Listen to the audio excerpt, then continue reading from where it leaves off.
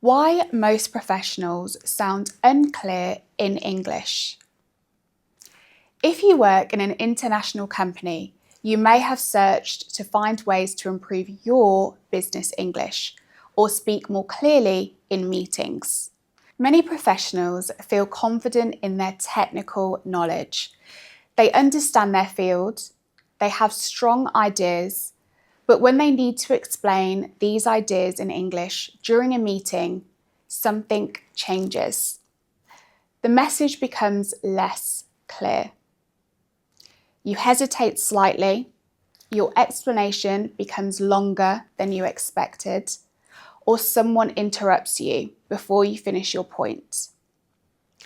After the meeting, you might think to yourself, I know what I meant. Why didn't I explain it clearly?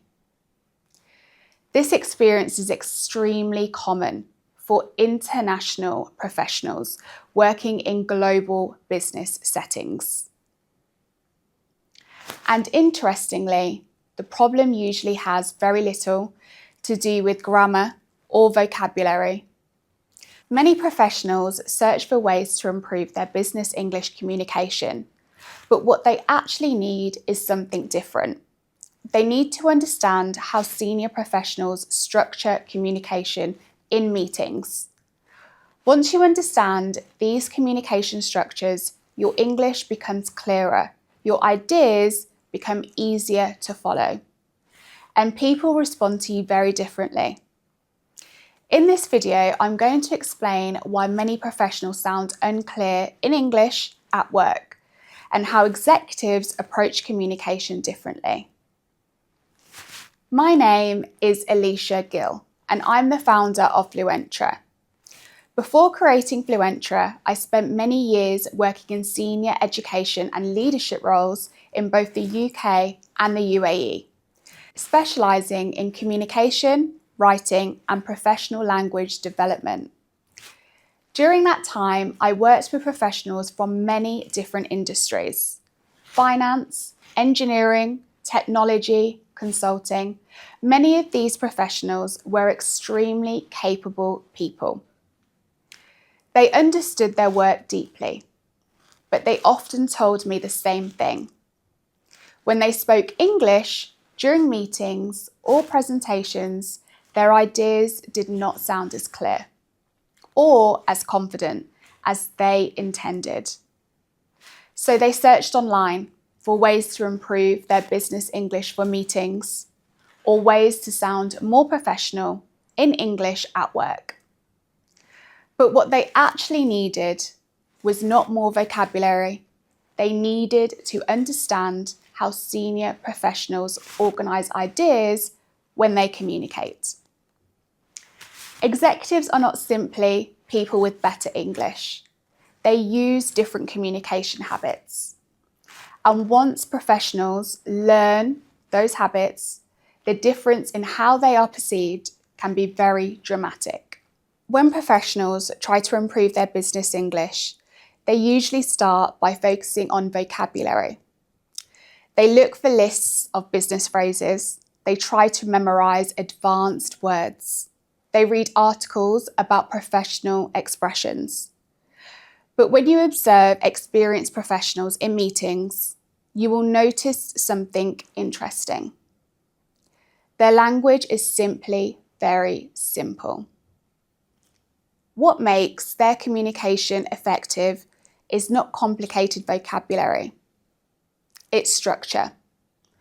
Let me give you a very common example. Someone might say this in a meeting: I think maybe we could consider looking again at the marketing strategy because the numbers were slightly lower than expected last quarter, and perhaps we should review our approach. The idea itself might be perfectly good, but the message feels unclear because the structure is not organised. Now listen to a senior professional. Now listen to how a senior professional might communicate the same idea. The numbers last quarter were slightly below expectations. One option is reviewing the market strategy. This could help improve performance next quarter.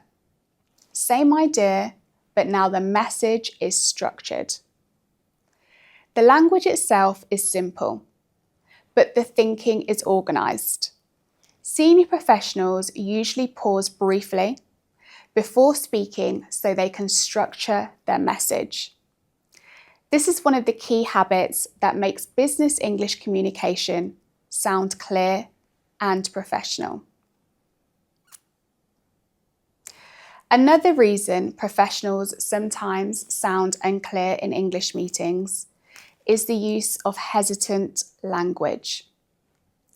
This usually happens because people want to sound polite or careful. You might hear phrases like, "I think maybe," or "I'm not sure, but," or even, "This might not be right, but," and also, "Perhaps we could consider." These phrases are very common in business English, but when they appear too frequently, they weaken otherwise strong ideas. Senior professionals usually remove unnecessary hesitation. They still sound collaborative, but they present ideas more clearly.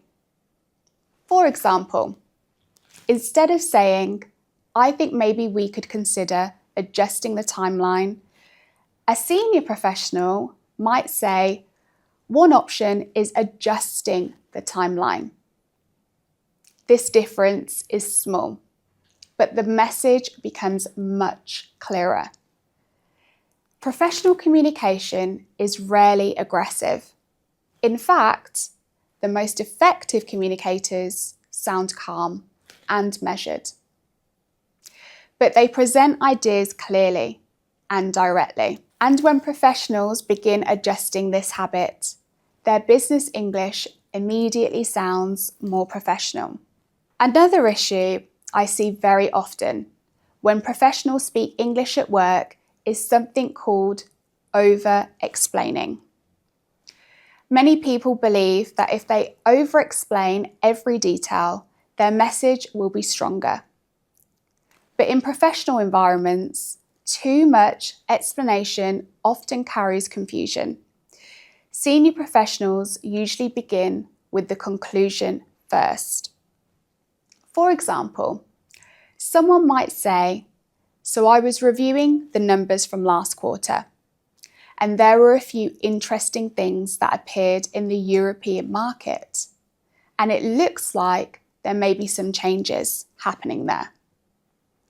A senior professional might say instead, "We should review our strategy in the European market." Then they add the explanation. "The data from the last quarter suggests the current approach may be underperforming there." Conclusion first, reason second. This structure helps people understand your idea immediately. When professionals learn to structure their business English communication this way, their ideas become much easier to follow in meetings.